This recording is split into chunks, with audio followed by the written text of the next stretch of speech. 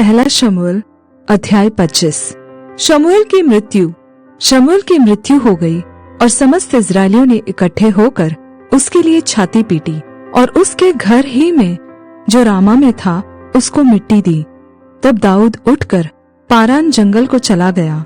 माओन में एक पुरुष रहता था जिसका व्यापार करमेल में था, और वह पुरुष बहुत धनी था, और उसकी 3,000 भेड़ें और 1,000 बकरियां थीं, और वह अपनी भेड़ों का ऊन कतर रहा था।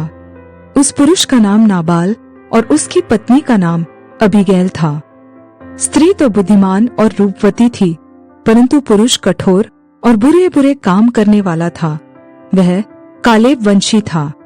जब दाऊद ने जंगल में समाचार पाया कि नाबाल अपनी भेड़ों का ऊन कतर रहा है, तब दाऊद ने 10 जवानों को वहां भेज दिया।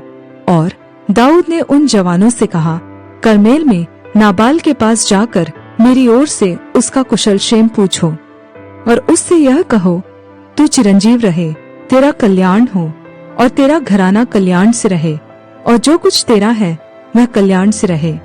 मैंने सुना है कि जो तू ऊन कतर रहा है, तेरे चरवाहे हम लोगों के पास रहे, और न तो हमने उनकी कुछ हानि की और न उनका कुछ खोया गया। अपने जवानों से यह बात पूछ ले और वे तुझको बताएंगे।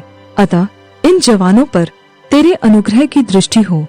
हम तो आनंद के समय में आए हैं, इसलिए जो कुछ तेरे हाथ लगे वह अपने दासों और अपने बेटे दाऊद को दे।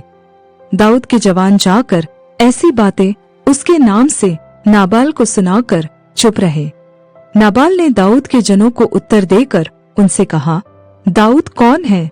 यिशै का पुत्र कौन है?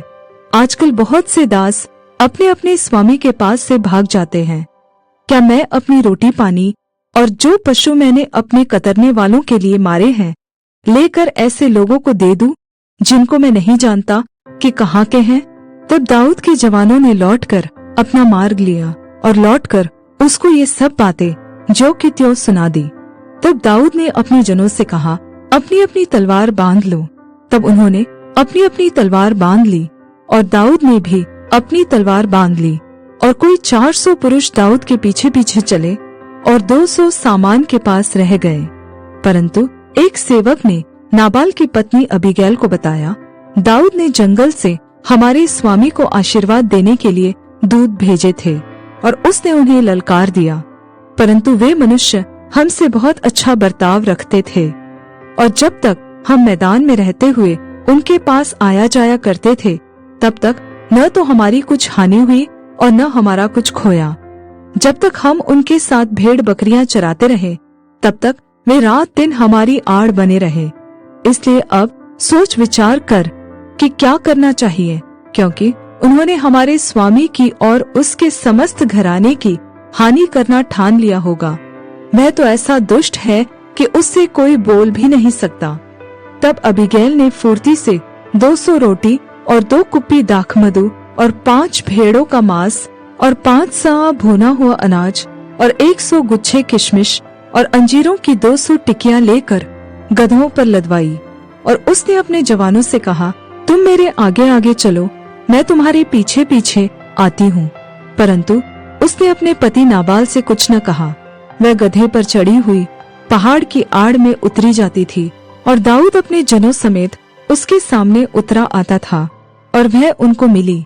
दाऊद ने तो सोचा था, मैंने जो जंगल में उसके सब माल की ऐसी रक्षा की कि उसका कुछ भी न खोया, यह निस्संदेह व्यर्थ हुआ, क्योंकि उसने भलाई के बदले मुझसे बुराई ही की है। यदि सवेरे को उजियाला होने तक उस जन के समस्त लोगों में से एक लड़के को भी मैं जीवित छोड़ूं, तो परमेश्वर मेरे सब शत्रुओं से ऐसा ही वरन इससे भी अधिक करे।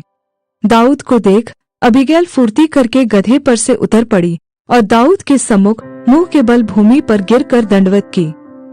फिर वह उसके पांव पर गिर के कहने लगी, हे मेरे प्रभु, यह अपराध मेरे ही सिर पर हो। तेरी दासी तुझसे कुछ कहना चाहती है, और तू अपनी दासी की बातों को सुन ले। मेरा प्रभु उस दुष्ट नाबाल पर चित्त न लगाए, क्योंकि जैसा उसका नाम है वैसा ही वह आप है। उसका नाम तो नाबाल है, और सचमुच उसमें मूर्खता पाई जाती है, परंतु मुझ तेरी दासी ने अपने प्रभु के जवानों को जिन्हें तूने भेजा था न देखा था। और अब हे मेरे प्रभु, यहोवा के जीवन की शपथ और तेरे जीवन की शपथ कि यहोवा ने जो तुझे खून से और अपने हाथ के द्वारा अपना बदला लेने से रोक रखा है, इसलिए अब तेरे शत्रु और मेरे प्रभु की हानि के चाहने वाले नाबाल ही के समान ठहरे। और अब यह भेंट जो तेरी दासी अपने प्रभु के पास लाई है उन जवानों को दी जाए जो मेरे प्रभु के साथ चलते हैं। अपनी दासी का अपराध क्षमा कर, क्योंकि यहोवा निश्चय मेरे प्रभु का घर बसाएगा और स्थिर करेगा, इसलिए कि मेरा प्रभु यहोवा की ओर से लड़ता है और जन्म भर तुझ में कोई बुराई नहीं पाई जाएगी। और यद्यपि एक मनुष्य तेरा पीछा करने और तेरे प्राण का ग्राहक होने को उठा है, तो भी मेरे प्रभु का प्राण तेरे परमेश्वर यहोवा की जीवन रूपी गठरी में बंधा रहेगा और तेरे शत्रुओं के प्राणों को वह मानो गोफन में रख कर फेंक देगा। इसलिए जब यहोवा मेरे प्रभु के लिए यह समस्त भलाई करेगा जो उसने तेरे विषय में कही है और तुझे इस्राएल पर प्रधान करके ठहराएगा, तब तुझे इस कारण पछताना न होगा या मेरे प्रभु का हृदय पीड़ित न होगा कि तूने अकारण खून किया और मेरे प्रभु ने अपना बदला आप लिया है। फिर जब यहोवा मेरे प्रभु से भलाई करे, तब अपनी दासी को स्मरण करना। दाऊद ने अबीगैल से कहा, इस्राएल का परमेश्वर यहोवा धन्य है, जिसने आज के दिन मुझसे भेंट करने के लिए तुझे भेजा है। और तेरा विवेक धन्य है और तू आप भी धन्य है कि तूने मुझे आज के दिन खून करने और अपना बदला आप लेने से रोक लिया है, क्योंकि सचमुच इस्राएल का परमेश्वर यहोवा जिसने मुझे तेरी हानि करने से रोका है, उसके जीवन की शपथ, यदि तू फुर्ती करके मुझसे भेंट करने को न आती तो निसंदेह सवेरे को उजियाला होने तक नाबाल का कोई लड़का भी न बचता। तब दाऊद ने उसे ग्रहण किया जो वह उसके लिए लाई थी। फिर उससे उसने कहा, अपने घर कुशल से जा। सुन, मैंने तेरी बात मानी है और तेरी विनती ग्रहण कर ली है। तब अबीगैल नाबाल के पास लौट गई और क्या देखती है कि वह घर में राजा का सा भोज कर रहा है और नाबाल का मन मगन है और वह नशे में अति चूर हो गया है। इसलिए उसने भोर का उजियाला होने से पहले उससे कुछ भी न कहा। सवेरे को जब नाबाल का नशा उतर गया, तब उसकी पत्नी ने उसे सारा हाल कह सुनाया। तब उसके मन का हियाव जाता रहा और वह पत्थर सा सुन हो गया। और 10 दिन के पश्चात यहोवा ने नाबाल को ऐसा मारा कि वह मर गया।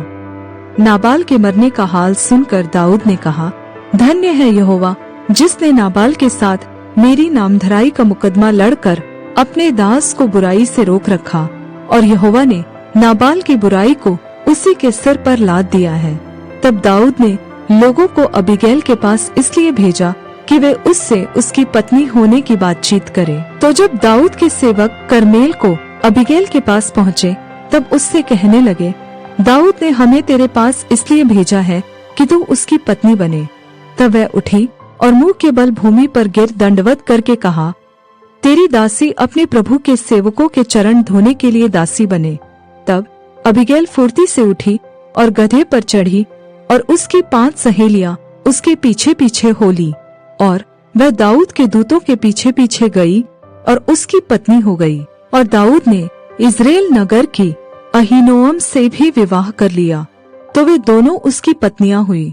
परंतु शाऊल ने अपनी बेटी दाऊद की पत्नी मीकल को लैश के पुत्र गलीमवासी पलती को दे दिया था।